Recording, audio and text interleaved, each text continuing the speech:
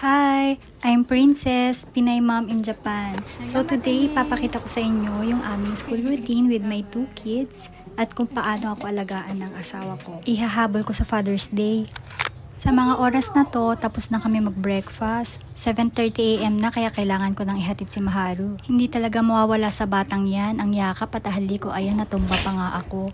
At hindi nga agad ako makatayo. Trentahin na kasi at ayan nga, tawang-tawa din si Maharu. Hinahatid ko siya dito hanggang sa may tawiran at sabay-sabay na sila maglalakad papuntang school ng mga kagrupo niya. Siya naman si Emma. Kung mapapanood nyo yung previous vlogs namin, makikita nyo na everyday siyang umiiyak tuwing ihahatid ko siya sa Hoikuen. Pero tignan nyo ngayon, siya na mag-isa nagre-ready at ayan, umapir pa nga.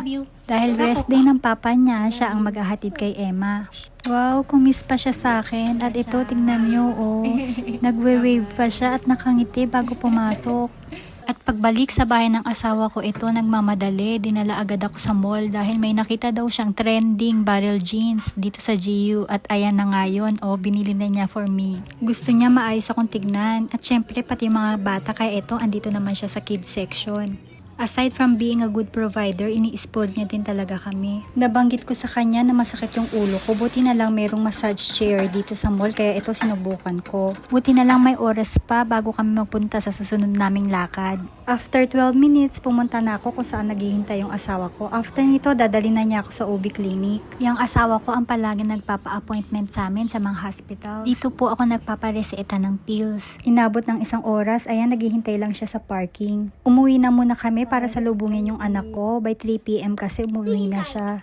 Sabi niya pupunta daw kami ng Mount Fuji bukas kaya absent siya. May letter pa yung teacher niya na sabi mag-enjoy daw sa vacation. Hindi counted yung absent niya. Sinabihan daw niya yung mga classmates niya na wala siya bukas.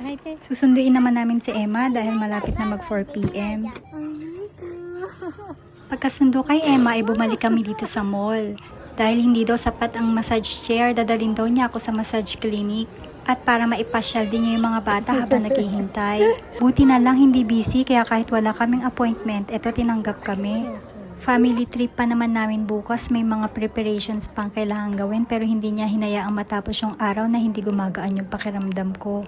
Kung gaano siya kaalaga sa akin, ganun din sa mga bata. Ang sabi nga, makikita mo daw na mabuti ang isang lalaki kapag naging ama na. Papamassage na ako, so hanggang dito na lang. Bye!